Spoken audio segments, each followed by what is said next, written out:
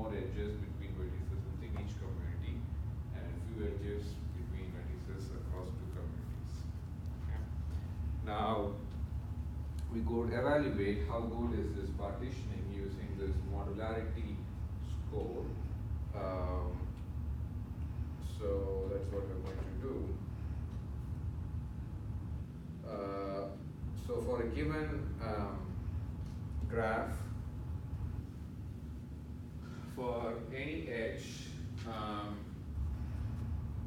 not for any two vertices basically, for any two vertices that are part of a community, you could come up with what is called the modularity score. Okay, so the modularity score for any two vertices, say I and j, could be computed as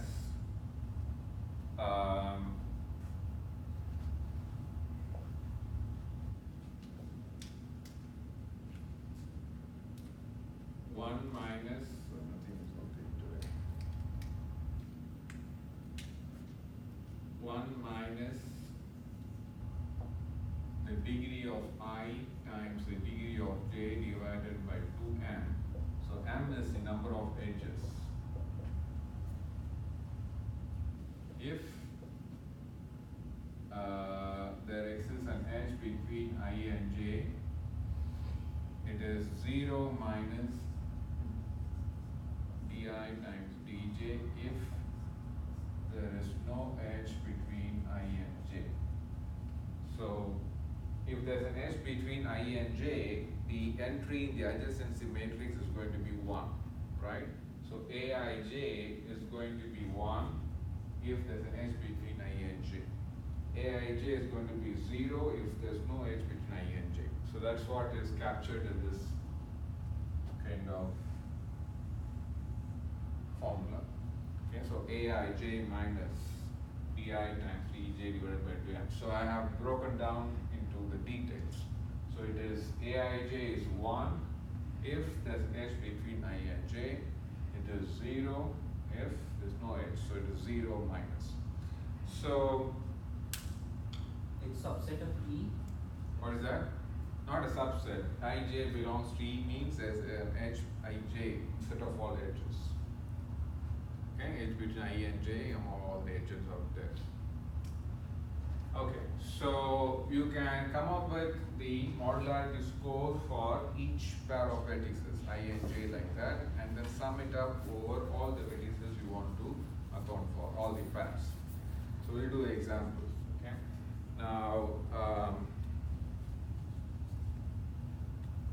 Now there is a property that for an undirected graph like this ratio of di times dj divided by 2m is always going to be less than or equal to 1. So for any two vertices I and j, di times dj divided by 2m, where m is the number of edges, is going to be less than or equal to 1, which means this ratio is going to be less than or equal to 1. So 1 minus of something less than or equal to 1 is going to be positive. And 0 minus something less than or equal to 1 is going to be negative.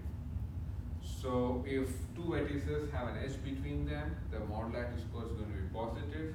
If they don't have an edge between them, the modularity score is going to be negative. Okay, so di dj divided by 2m is always going to be less than or equal to 1. Okay, so which means this term is going to be less than or equal to 1. So 1 minus of something less than or equal to 1 is going to be positive, right? And 0 minus of something less than or equal to 1 is going to be negative. So that means if there's an edge between two vertices, the modularity score is always going to be positive. If there's no edge between two vertices I and j, the modularity score is going to be negative. Okay, that's just from the definition of modularity score. So what we are now going to do is, given a partitioning of the graph into say communities like this. So last time I just showed you that we could come up with the partitioning. So it depends on the algorithm that we use to come up with the communities. So given a graph, one partition of this graph into communities could be 1, 4, 5, 7 as one community, and the other one is to another community. So now we'll evaluate how good is this partitioning of the graph into communities. So 1, 4, 5, 7 are part of a community. So now once you know what vertices are part of a community, this is what you do. For any two vertices in that community, find their modularity score. Here I just split it up as edges with Aij equals 1 and edges with Aij equals 0. Actually, if you look everything together, it's all any two vertices in this set. So 1, 4, 1, 5, 1, 7, 1, 4, 1, 5, 1, 7, and 4, 5, and 4, 7, 4, 5, and 4, 7, and 5, 7. So you have 4 vertices that are part of this community, so you have 6 combinations of vertices. Is that clear? What I mean by combinations, just any two vertices, 1, 4, 1, 5, 1, 7, 4, 5, 4, 7, 5, 7. So these are the 6 combinations. So for each combination of vertices, you find the modularity score. So how you find the modularity score? We have to know this, use this formula. So here m is the number of edges in the original graph. So in this graph, if you count the number of edges, it's going to be 15 edges. Okay. In the first module, actually we saw a way to count the number of edges. Instead of manually counting, what was the approach I suggested? Instead of manually counting the number of edges, how you can get the number of edges in the graph?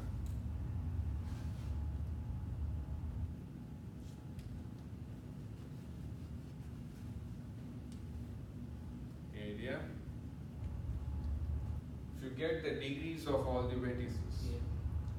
so these are the degrees of all those vertices, all these 8 vertices. Sum all the degrees and what you do? Divide by the number of divide by 2, because each edge is accounted twice, right? When you add up all the degrees, each edge is accounted twice. So sum all the degrees and divide by 2, you get the number of edges. Okay?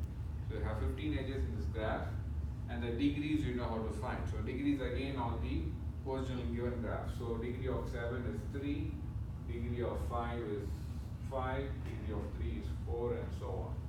Okay? Now these edges are just indicating that if I were to partition this graph into these two communities, these are edges that exist between vertices within the community. Okay, so that's why I showed these edges. All right. So how to get the modularity score for each pair? So 1 depends on whether there's an edge between them or not. Between 1 and 4, there is an edge between them. So it's going to be 1 minus the product of the degrees. What is the product of the degrees? The degree of 1 is 3, the degree of 4 is 4. So 3 times 4 divided by 2 times 15. So if you simplify this, it comes out to be 0.60. For the pair 4, 5, again they have an edge between them, so it's 1 minus the product of the degrees, which is 4 times 5 divided by 2 times 15. Now for 1, 5, there is no edge between 1, 5, so it is going to be 0 minus the product of the degrees, which is like 3, and this is 5, so 3 times 5 divided by 2 times 15. So get the modularity score for every pair of vertices like that. Sum them up. So 0.6 plus 0.33 plus 0.5 minus 0.5 and so on. The net value is 0.23. So you see here, if all the pairs have edges between them, you're going to have positive modularity score. So they're going to add up to a positive larger value. As here you have some positive values and some negative values. So they compensate each other and eventually come out to be a very low number. Okay? So you prefer a community with a larger modularity score. We'll see. Okay? Okay, another partitioning of the graph into communities, and you see the modularity score is high there. Okay, so you can use the same approach to find the modularity score for the other community, just like 2, 3, 6, 8 is the other community. So again, consider all pairs of vertices 2, 3, 2, 6, 2, 8, then 3, 6, 3, 8, and 6, 8. So for each pair, depending on whether there's an edge between them or not, you have a 1 minus the product of the degrees divided by 2 times the number of edges, or 0 minus the product of the degrees divided by 2 times the number of edges. So this 15 is always the number of edges, that's going to remain the same. And degrees is also going to remain the same. Okay? So it's just that 1 minus or 0 minus depending on whether there's an edge between them or not. Okay? Sir? Yes? I have a question. Like here 1, 4, 5, 7 you do. Why here you took like 2, 3, 6, 8? This is, as I said before, assume that you are given that for this graph, these are the 2 communities. Later we are going to see several community detection algorithms that will actually find the communities for you. Here I am asking you to assume so that we can focus on the modularity calculations. Okay. Okay, so later we'll find the communities as well as find the modularity, as we'll soon see. Okay, means after this chapter we will find like yeah, in this chapter, in this module itself, we are going to find quite soon the partitioning of a graph into communities, and then evaluate how good are those communities in terms of the partition. Okay, finding the modularity score. Okay, so now you can actually see another way I can partition this graph into communities is like 5, 6, 7, 8 forming one community, 1, 2, 3, 4 forming another community. Now we could go ahead and evaluate the modularity score of each of those 2 communities. So let us say 1, 2, 3, 4. Now 1, 2, 3, 4, write down all possible pairs. 1, 2, 1, 3, 1, 4, 2, 3, 2, 4, 3, 4. Also, Yes. okay, how are you coming up with the community? Again, as I said, assume you're given that for this graph, these are the 2 communities. Okay. Later we are going to find actually those communities. why you took like 4, why don't you take like 5 or 6? What? You took like 1, 2, 3, 4, why do or not Because it 5, makes 6? sense. 5, 6, 7, 8 are Another closely connected to each other. So if you put together all those links, it looks like this. 1, 2, 3, 4 are connected like this. Okay. So by community you mean more links between vertices within the community and fewer edges among vertices across the 2 communities. So this is one edge, this is one edge, this is one edge, this is one edge. So only 4 vertices crossing 2 communities. Is that clear? On the other hand, the previous partitioning, that's why I showed you the edges within the community. So the majority of the edges are across 2 communities. That's not a good partitioning. So you have edges like 7, 8, have 5, 8, 6, 7, most of them are across 2 communities. So a community means you should have more edges within the community and few edges across 2 communities. Whereas here you see a lot of edges cross 2 communities. Okay? So the modularity score is 0.23 plus 0.23 is 0.46, which is reasonably low compared to what we'll get for this partitioning. So let us work out the math.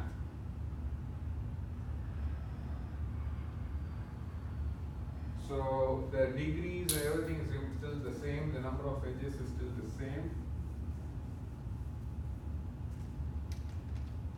Anyone has any marker?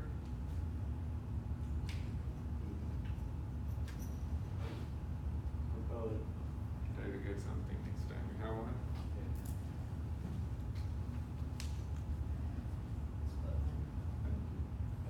Dry erase.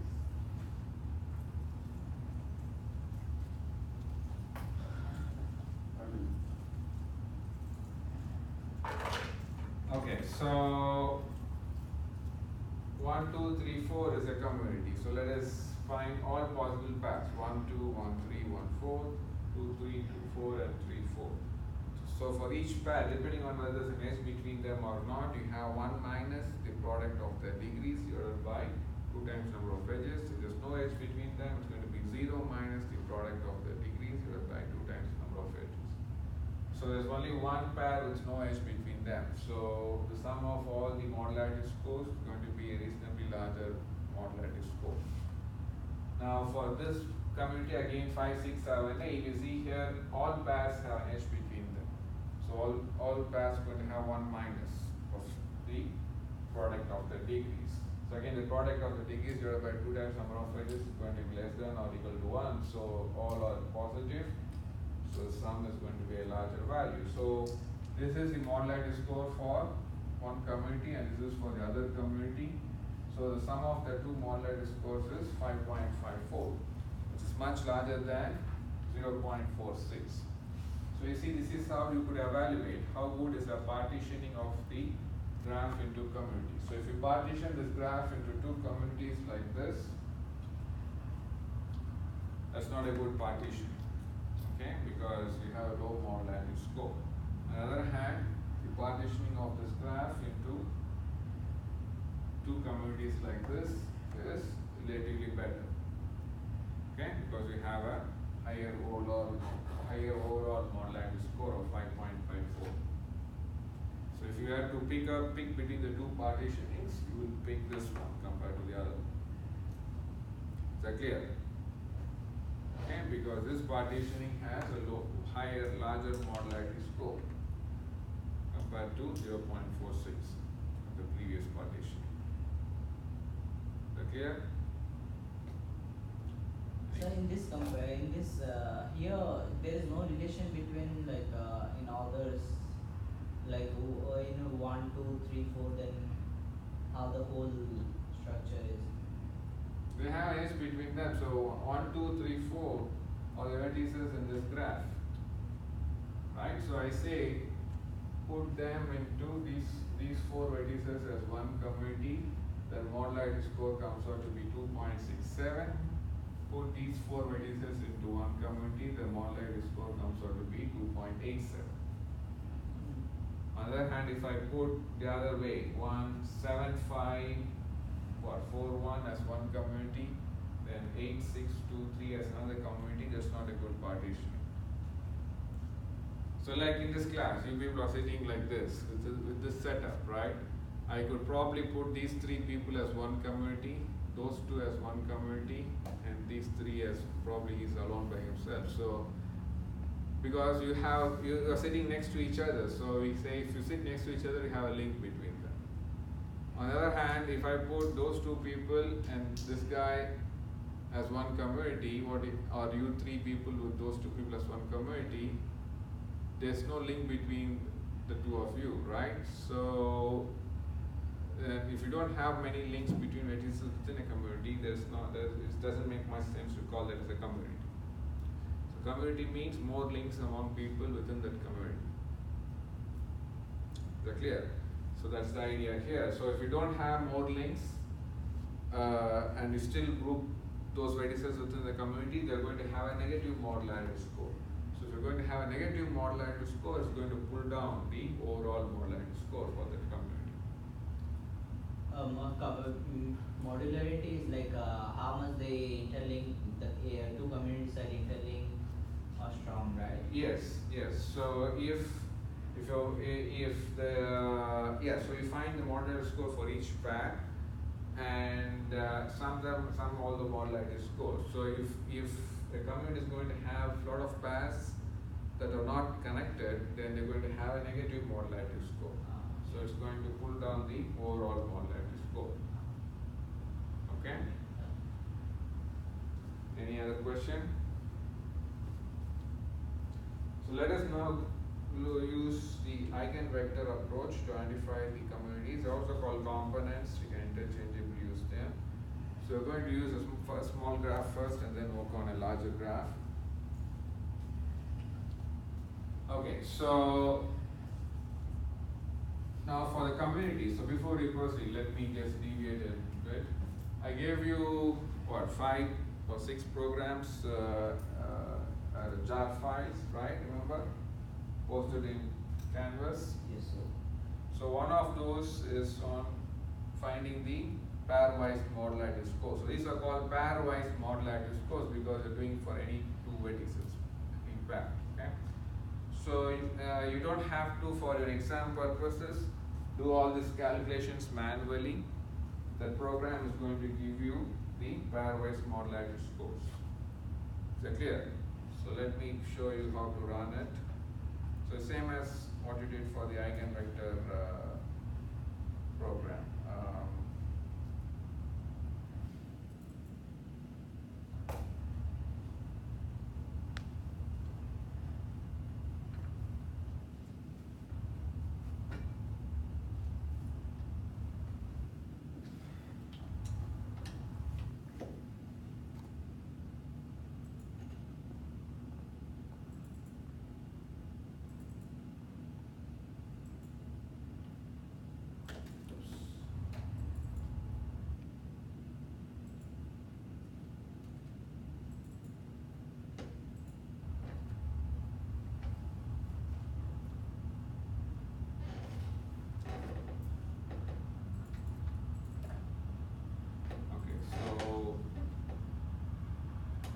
On the pairwise modularity jar file and open any adjacency list file you want to analyze.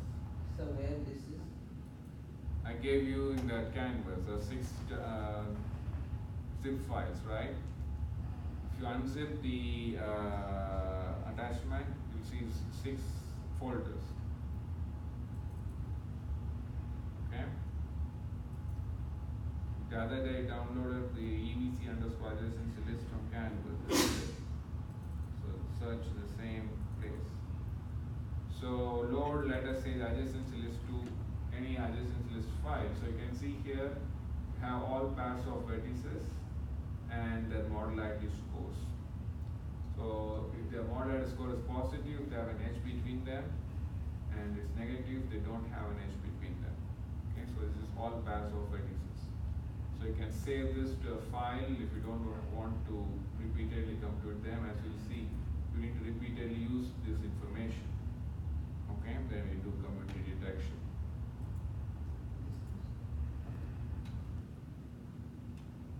Alright, so let us go through this example.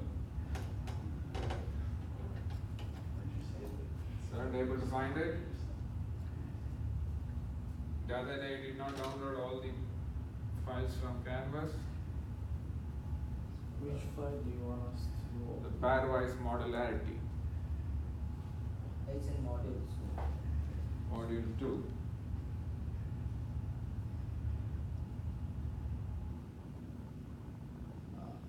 Which one you want to? Pairwise?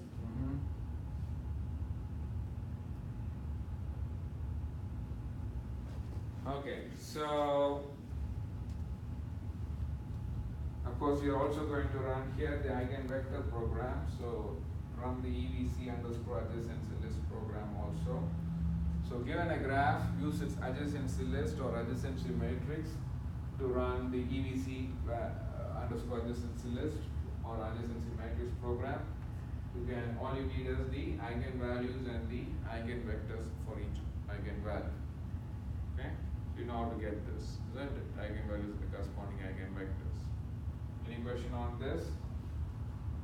You did that last time. Okay, so now look at the largest eigen, or actually look at the eigenvector corresponding to the largest eigenvalue. I gave you a name for that. What is the largest eigenvalue called? It's called the principal eigenvalue. Good. And the eigenvector corresponding to the largest eigenvalue is called the principal eigenvector. Okay. Now check for the sign of the entries in the principal eigenvector. If all the vertices have a positive sign, all the entries have a positive sign, then it means all the vertices are in one single community according to this eigenvalue. Okay? According to this eigenvalue or the principal eigenvalue, the corresponding principal eigenvector, if all the 6 vertices are in one community, or have positive sign for the entries, they are in one single community. So we will consider that as a suggestion. We will go based on the eigenvector. So according to this first eigenvector, all the 6 vertices could be one community. So using that as a possible partitioning of the graph into communities, we will go ahead and find what is the modularity score of the vertices if all of them are part of one community. So we have to still run anyway the pairwise modularity program and find the modularity scores for all pairs of vertices. Okay, so that will get you the modularity score for 1, 2, 1, 3, 1, 4, 1, 5, 1, 6, then 2, 3, 2, 4, 2, 5, 2, 6, and so on. Is that clear? Okay. So if I were to run this for the pairwise modularity, what I need to do? I need to copy this adjacency list or create the adjacency list for this graph, which is this. So I'll show you how to do that. So create a text file with that name.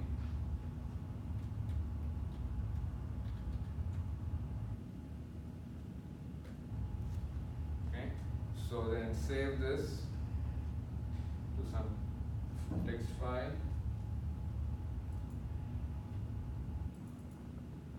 You can save it wherever you want. I'm just saving the same folder.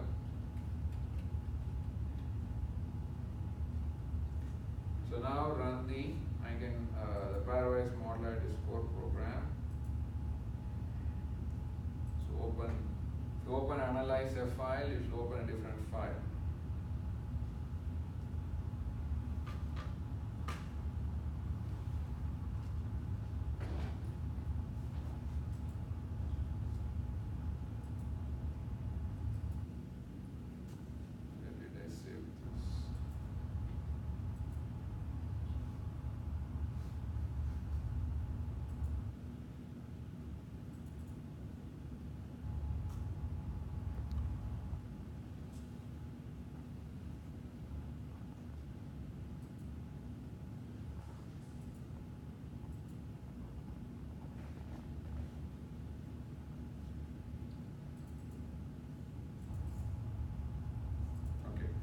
Here is my file, adjacency list -1.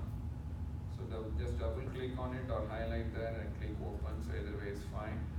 So this is the pairwise modularity scores for all the pairs. So 1, 2, 1, 3, 1, 4, 1, 5, 1, 6, then 2, 3, 2, 4, 2, 5, 2, 6, 3, 4, 3, 5, 3, 6, and so on. So again, this is undirected, it's pairwise. So 1, 2 is same as 2, 1. Okay. So we're just finding for 1 with all the other vertices, then 2 with the other vertices with ID greater than 2, and for 3 with vertices ID greater than 3, and so on. Okay. So now, So it's not coming. which one? Did you enter the adjacency list information? Did you have any blank line after the last time?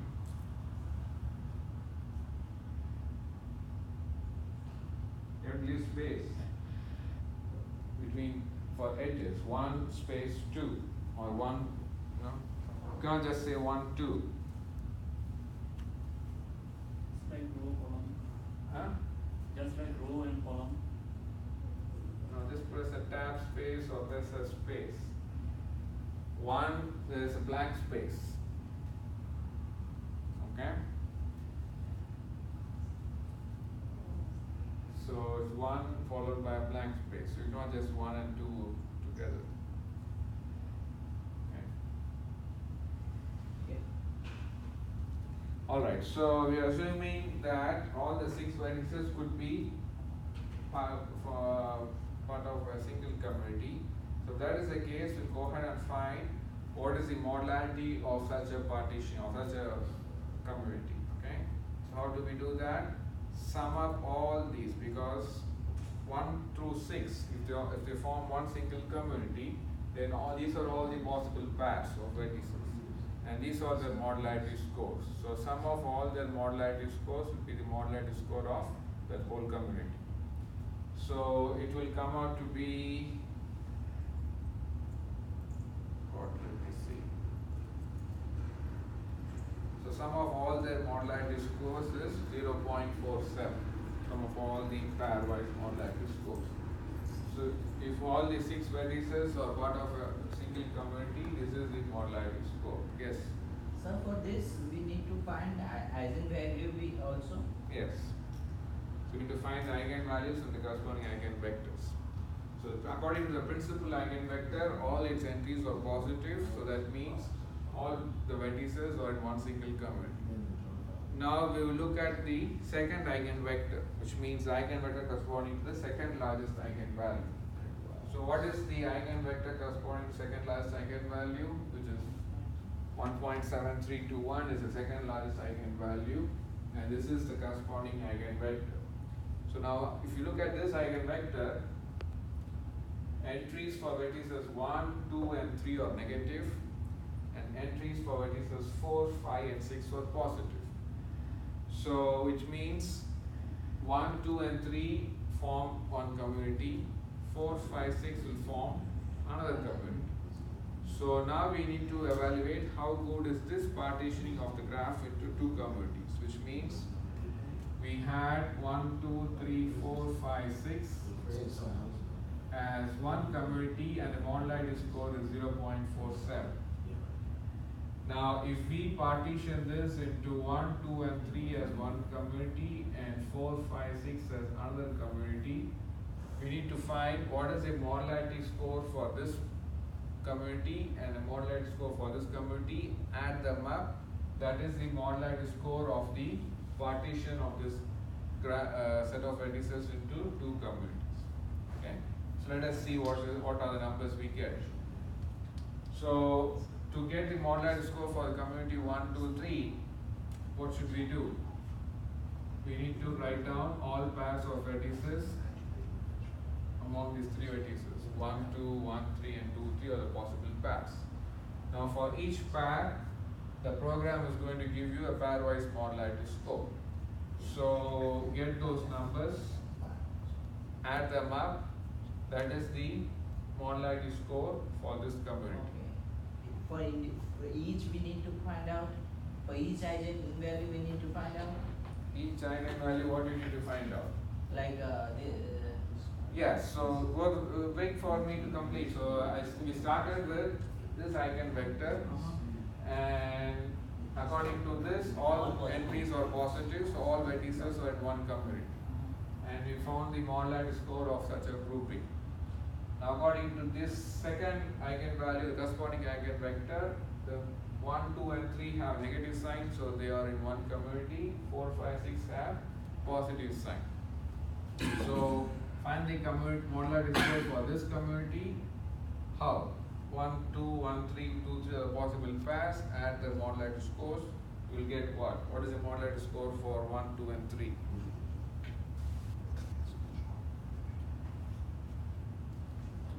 Comes out to be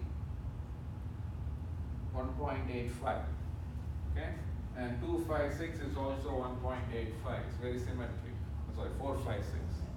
So 1.85, 1.85. So the modularity for this partitioning is 1.85 and this is 1.85. So now we need to decide whether to split this grouping into two partitions like this or stay with 1 through 6 as one community. Because we got three different modularity scores, right? One, if all the 6 stay together as one community, the modularity score came out to be 0.47.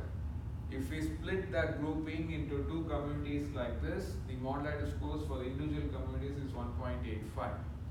So now what we need to do is add up these two scores, because these two scores correspond to the communities after they are split. So 1.85 plus 1.85 is 3.7. Check if this is larger than, compare that with the modularity score of the 6 vertices if they existed together as one community. yes. If, as you see here, the score is actually larger if you split, right? So which means there is more modularity, there's more linking between the vertices if they are split as two communities like this rather than grouping all the 6 as one community. Because if you look at the graph, there are not many edges. So if you put all the 6 vertices as one community, that's not a good partitioning because you don't have several edges like 2, 4, 1, 5, 2, 6. You don't have all those edges. So if you put all the 6 vertices as one community, you expect to have such links, several links among vertices within the community. So that is why you decide to go ahead and partition this 6 vertices to 2 communities like this. So now what we need to decide is, do we need to stop here or proceed further, which means should I split it as 1, 2 as one community, then 3 as another community by itself, and 4, 5 depends. So that's what we need to decide to proceed further. So if we want to decide how could we partition 1, 2 and 3 further, look at the eigenvector corresponding to the next eigenvalue. So we started with this one, the principal eigenvalue, and we worked on this eigenvalue now. So now look at the next eigenvector. So the previous eigenvector 1, 2 and 3 were considered to be part of one community because they had negative sign. So now look for the entries for 1, 2 and 3 in this eigenvector. So you see here 1 and 2 have positive sign, then 3 has a negative sign. So it means if we were to split 1, 2 and 3 as communities, according to the eigenvector approach, the suggested partitioning is 1 and 2 as one community and 3 as another community. Okay? Then for 4, 5, 6, according to this eigenvector, 4 has a negative sign, 5 and 6 have positive sign. So 4 is on its own community, 5 and 6 are in one community. So now we want to decide for each of them whether we want to proceed further, whether we want to accept this partitioning or not. Okay? So how do we decide that? 1 and 2 are part of a community by just the 2 of them. So what is the modularity score of that community? It's just the modularity score for the pair 1, 2. So modularity score for the pair 1, 2 is what? 1.5. Huh? This is the pair 1, 2. It's going to be 0.71. Is that clear? So for the pair 1, 2 is 0.71. Then for a vertex by itself, the modularity score is 0. That's always the case. So if you have a vertex which is on its own community, its modularity score is 0. So if I were to split this community of modularity score 1.85 to 2 communities, I get the total modularity score is 0.71 plus 0, which is 0.71. So you have 1.85 and 0.71. So do you want to partition this into 2 communities or not? No, because if you partition 1, 2 and 3 further like this, 1, 2 and 3, you are actually reducing the overall modularity score. So we'll stop with 1, 2, 3 as one community. If this was for some reason, if this modularity score is say 0.85 for 1, 2 and 3, just as an example, if partitioning that further comes out to be 0.91, then you would really go ahead and partition 1, 2 and 3 as those 2 communities. But in this case it is 1.85 and this is 0.71. So partitioning it only weakens. Okay? Yes. Will it always follow this pattern where the first time there may be a more efficient one next, but then once you find after you find that most efficient one, like here, once the third one it gives you a less efficient, is it always going to be that wall and then there's no more efficient after that? Yes. I'm yes. talking for 1,000 nodes or something. Yes, yes. So this is like a greedy approach. Once you hit that, Once it you hit that, will you not stop. be any more efficient. Okay. Yeah. So here 1.85 is greater than 0.71. So you stop partitioning further. Just stop here. So if it's 1,000, then how we will know? What is 1,000? If we have 1,000 nodes, how we It's a program. Um, You cannot do it by hand. Okay? So now 4, 5, 6. So what is the modularity score for 4? 0. Because 4 is on its own community. What is the modularity score for 5, 6? It is 5, 6. Where is 5, 6? Maybe I did not write it here. What is for 5, 6? 0.71. 0.71. So again, it's very symmetric. So 1.85 greater than 0.71. So we don't stop it. Don't partition this. So stop there. So which means we don't have anything more to consider for partitioning. We had only two communities, and we're trying to partition them, and we decided not to partition them. So the optimal partitioning according to this eigenvector approach of this graph is 1, 2, 3 and 4, 5, 6. And the total modularity score is 3.7. So that's the best way to partition this graph into two communities. Is that clear? According to this approach. There may be some other algorithm using some other approach, and you could find a better way of partitioning. So each algorithm can give you different communities. Is it raining?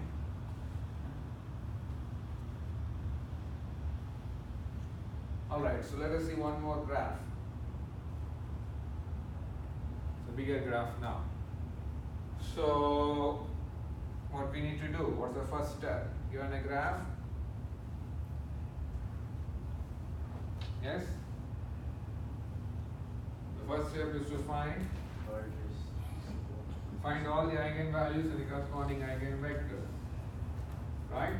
So, you write down the adjacency list, feed it to the eigenvalue adjacency list, EVC underscore adjacency list program, and find the eigenvalues and eigenvectors. So this is a graph of 10 vertices. You're going to get 10 eigenvalues and the corresponding eigenvectors.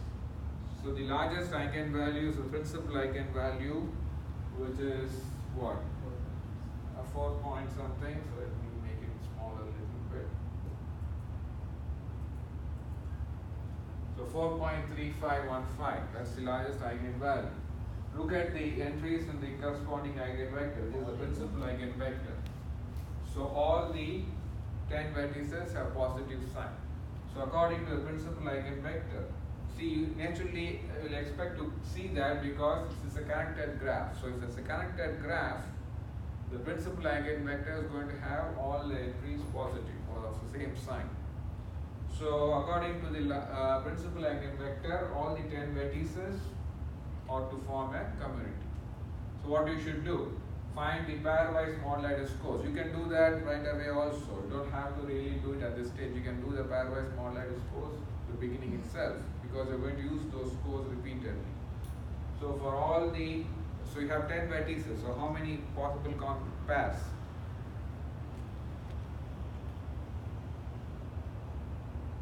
10 times 9 over 2, right?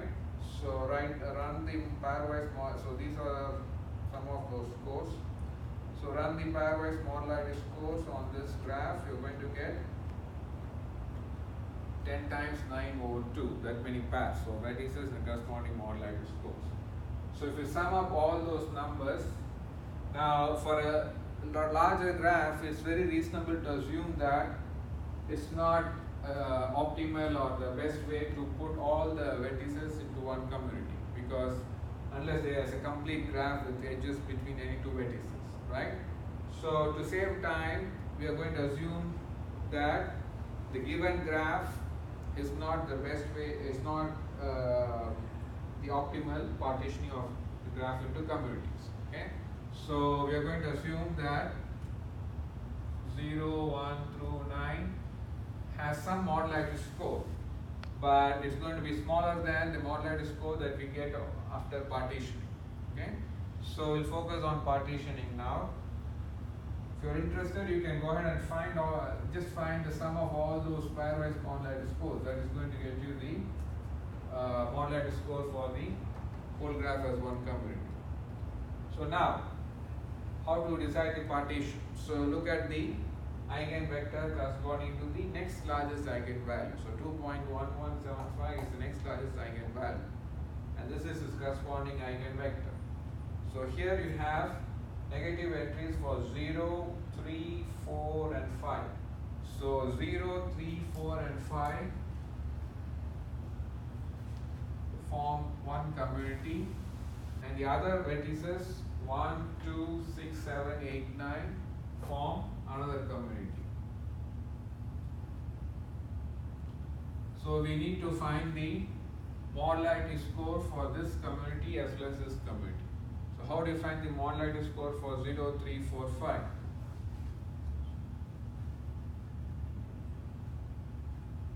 Consider all pairs of vertices 0, 3, 0, 4, 0, 5, then 3, 4, 3, 5, then 4, 5.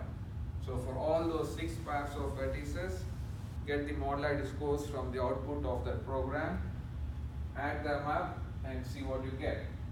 Okay? So for 0, 3, 4, 5, these are the modularity scores. Add them up, you get 2.67. That's the modularity score for that community 0, 3, 4, 5. Now for 1, 2, 6, 7, 8, 9, again consider all the pairwise modularity scores. Okay, so again you don't have to compute it. The program could give you all those values. So it comes out to be the sum of all those pairwise modularity scores is 3.13. So now it is time to decide whether to keep this partitioning or not. So for that you need to know the modularity score of the higher partitioning at the higher level. But as I said, you can assume the sum 2.67 plus 3.13 is going to be greater than the modularity score for the whole graph as one community. Okay, so we will go ahead and partition it like this. Now the question is whether to partition them further. Okay, each of them individually.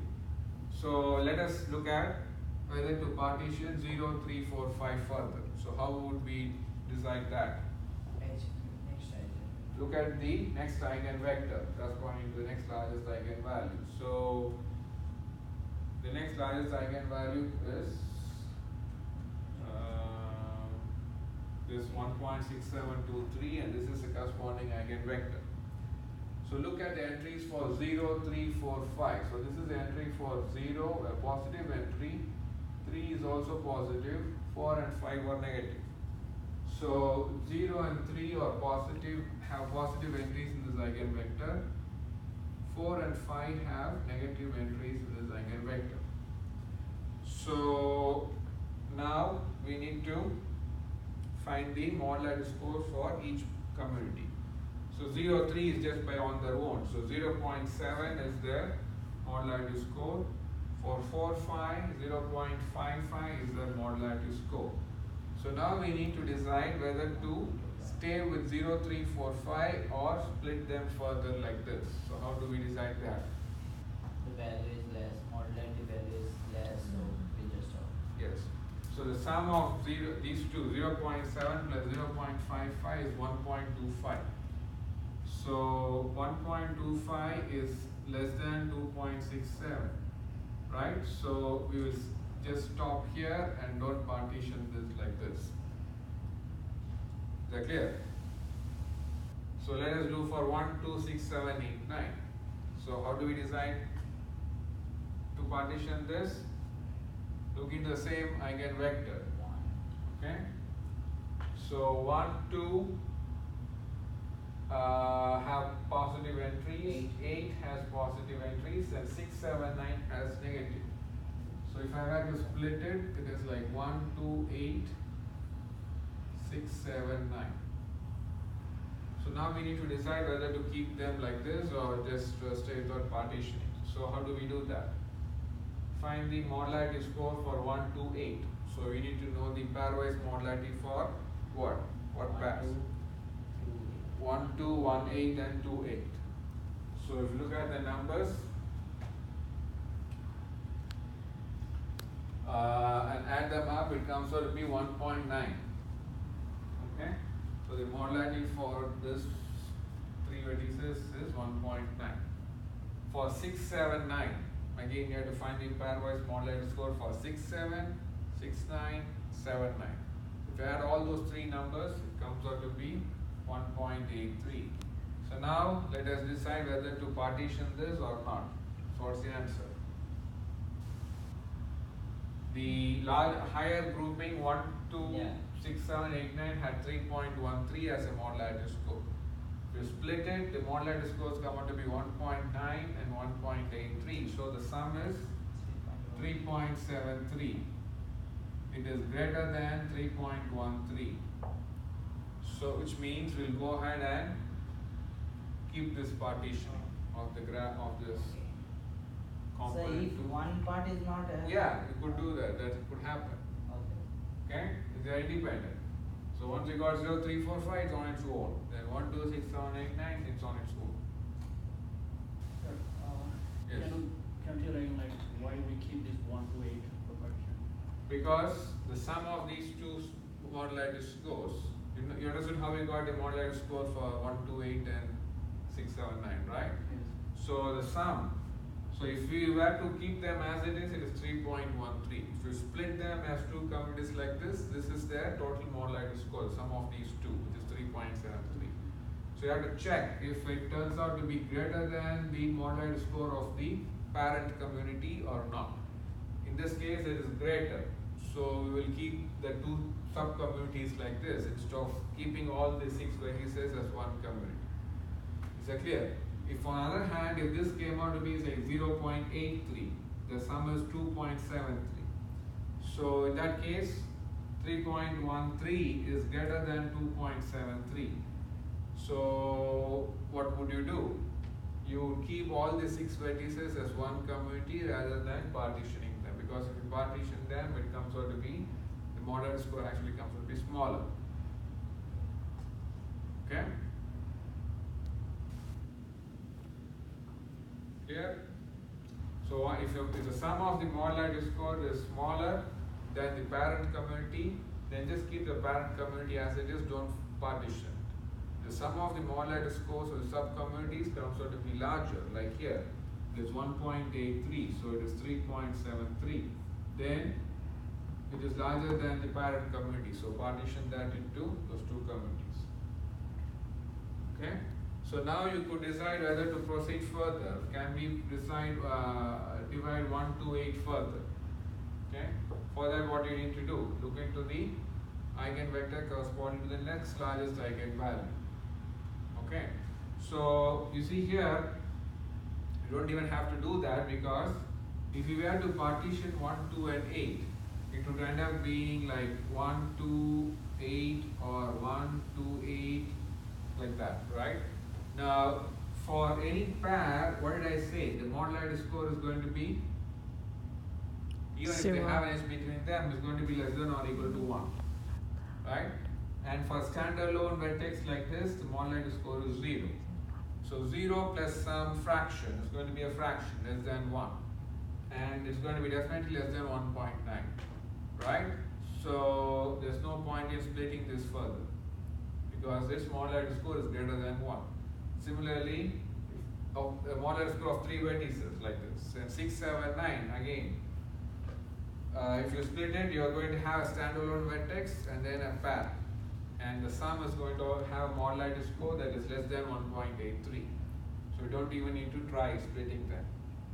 So what is the final partitioning?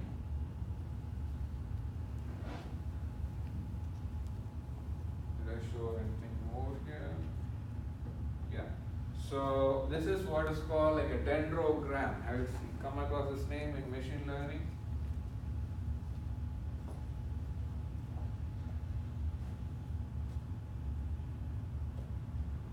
Or hierarchy, to keep it simple, a partition hierarchy. So 0 through 9, partition as 0, 3, 4, 5. Don't continue further. And then the other is 1, 2, 6, 7, 8, 9. Now if you split them further, you get 1, 2, 8 and 6, 7, 9. So that's the partition hierarchy. So if you want to cut it here and cut it here, which means this is one partition, this is another partition, and this is another partition. So you color the vertices 1, 2 and 8 or part of a partition, then 6, 7, 9 or another partition, then these 4, 0, 3, 4, 5 or in another partition. Makes sense. They have a lot of edges between the vertices within one community. Is that clear? Any question?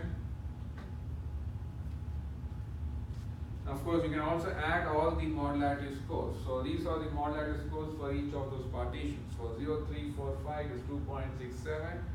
For 1, 2, 8 it is 1.9. For 6, 7, 9 it is 1.83. So sum of all the modularity scores is 6.4. So that is the total modularity score of all these three communities put together. Okay? So there might be another algorithm that could come up with a different partitioning of these 10 vertices, and the total modularity score could be less than 6.4 or greater than 6.4. Depends on the algorithm. Okay? Sometimes they may find the same partitioning also. Okay? So why are you finding this total modularity here? Just to get, if you have another algorithm, right, that could split this graph into say 3 communities again or 4 communities again, you need to decide which result to choose, whether these 3 as the communities or those 4 as the communities. So you need the total modularity score. So means here you added like 2.67, 1.9, 1.83 because like they both are like for different eigenvalues. So how you can add it? These are the modularity scores. Once you decide to stop the partitioning or proceed further, you don't need to refer to the eigenvalues. Okay. Just use the modularity scores. Got you. Okay? Alright, so let's look at the last topic, graph isomorphism. Have you heard of what's called isomorphism? Two graphs are isomorphic or not if they are structurally similar. So what I mean by structurally similar? So these two graphs here are isomorphic, which means for every vertex I can come up with another vertex that is mapped to this vertex. Okay? Let me show an example.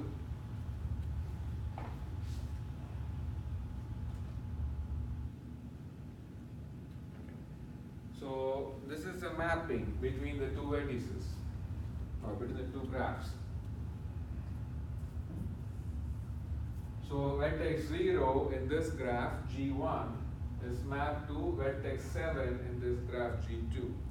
Vertex 1 in this graph is mapped to vertex 0. So for every vertex here, there is a corresponding vertex in this graph. Is that clear? So if I just replace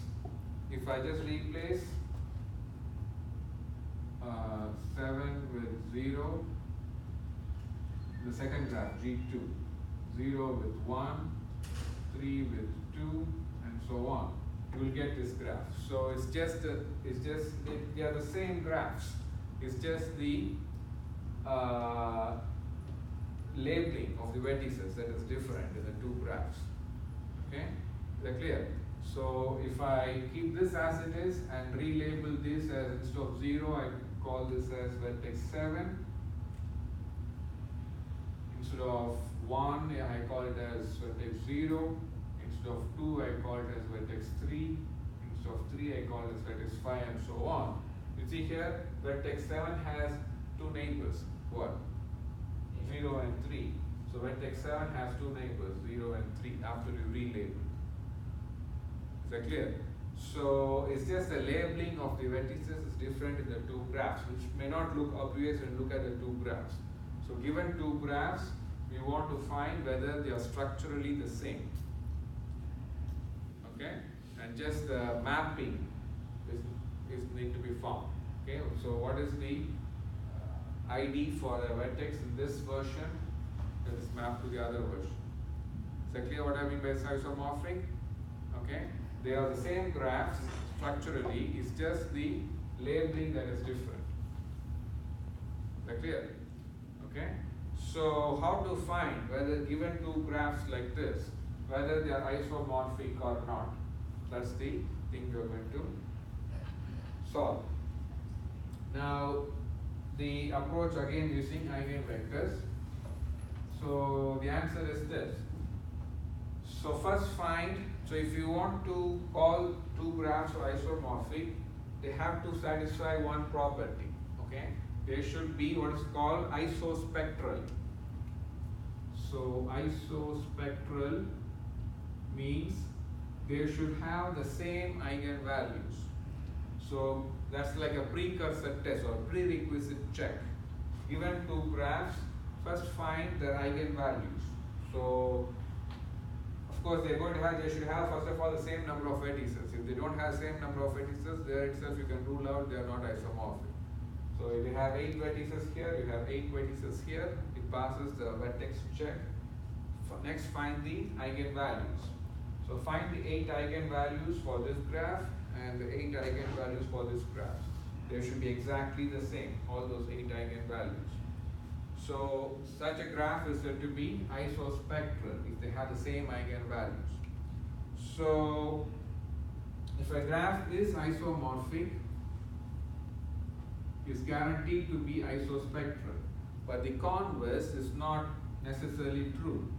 If a graph is isospectral, need not be isomorphic. It depends on the two graphs we're looking at. But it's at least a prerequisite check. If a graph is not isospectral, then it's not isomorphic, guaranteed. So if you're given two graphs, find their eigenvalues. If the eigenvalues of the two graphs are not exactly the same, there itself we can stop and say they are not isomorphic. So if they pass the eigenvalue test, okay, then you do the last test to decide whether they are isomorphic or not. Okay. What's but the it's not vice versa, right? If need it's not be true. The converse need not be true. Okay. So if a graph is isomorphic, or if the two graphs are isomorphic, then the two graphs should have the same eigenvalues. So isomorphic implies isospectral. Okay. But we are trying to find whether two graphs are isomorphic or not. So which means we are trying to apply the converse. If a graph is isospectral, can it be isomorphic? Need not be true. But what is guaranteed? If the graph is not isospectral, then the graph is not isomorphic. You know that, right? This is like A implies B, isn't it? So if not of B, if the graph is not isospectral, it implies it is not isomorphic. Is that clear? So that's why you are finding the eigenvalues. If the eigenvalues for the two graphs are not the same, they are not isospectral, then it implies the two graphs are not isomorphic. So if the eigenvalues of the two graphs are the same, then the two graphs could be isomorphic. So how could we confirm it more positively or strongly? Is a third test. The third test is to compare the principal eigenvector. Okay, so this is the principal eigenvector. Okay, you will get the principal eigenvector in what order? With the entries for vertex 0 first, then entry for vertex 1 and so on. So what you do is just sort the entries in the principal eigenvector. So this is the sorted version of the entries in the principal eigenvector for this graph. This is the sorted version of the entries in the principal eigenvector for this graph. Is that clear? So now there should be exact match between the sorted versions. So if there's an exact match of the sorted principal eigenvector, then the two graphs are isomorphic. So now what we have to do? Find the mapping. How do we get the mapping? As I said, when you run the eigenvector program on this graph, you are going to get the principal eigenvector like what? For 0, the entry is 0.2681. For 1, the entry is 0.3596. For 2, the entry is 0.5364 and so on. So this is how we are going to get all the principal eigenvector. For this one, how are you going to get the principal eigenvector? For 0, it is 0.3596. For 1, it is 0.1749. For 2, it is 0.3355. So this is how we are going to get. So you sorted them, you get like this. So when you sort, you make sure that you are keeping track of the vertex IDs still. Is that clear? So that will help you to get the mapping. So this is the sorted version. They should be exactly the same, and the corresponding vertices are the mapped versions. So 2 is mapped to 3, 4 is mapped to 6, 3 is mapped to 5, and so on. Is that clear? So 2 in this graph is same as 3 in this graph. 4 in this graph is same as vertex 6 in this graph. So that is the mapping. Okay? So if the two graphs are isomorphic, you should be able to find such a mapping. So clear? Any question? So there are 3 tests. The first test is to make sure they have the same number of vertices. If they don't have same number of vertices, you can rule out right there they are not isomorphic. The second test is to find their eigenvalues. If they have the same set of eigenvalues, then they could be isomorphic. So the third test is to find the principal eigenvector and sort it out and compare the sorted versions. Of course, retain the corresponding vertex IDs. If the sorted version of the principal eigenvector is the same, then the corresponding vertex IDs is the mapping between the two vertices. So can you tell the order? Second, which one is the second? First find the, first check that it has same number of vertices, then find the eigenvalues. So this graph has 8 eigenvalues. This also has 8 eigenvalues. So the 8 eigenvalues should be exactly the same for the two graphs. So that means they are isospectral. If it's isospectral, it could be also isomorphic. So to confirm that, go ahead and find the principal eigenvector and sort the principal eigenvector, the entries in the principal eigenvector, and of course retain the corresponding vertex ID. So you get the principal eigenvector like this for 0, 1, 2, and so on, the entries. So you sort it, make sure you retain the vertex IDs. So compare the sorted principal eigenvector. If the sorted principal eigenvector is the same, it means the two graphs are the same. It's just the vertex labeling is different. So how to get that mapping? You use the corresponding vertex IDs. 0.5364 here belongs to vertex 2. So 0.5364 belongs to vertex 3 in this graph. So 2 is mapped to 3. That's the mapping. Okay? Same wise, you can come up with the other entries mapping. 0.4321 is 4 here, it is 6 here. So that's the mapping. Okay? Alright, so with that we finish this module. And it's also time. So start with module 3 from next class. Okay? So you can post exam 2 also. So exam 1 is on module 1. So exam 2 is going to be on module 2. So when is exam 1 due? Due on, okay, we have some more time. Okay, but start working on it. And you guys, I also post assignment 1 on FE so that you can play with that tool, and that will help you to decide on a tool for a term project. So it's going to be like 8 or 9 students. So we'll stay with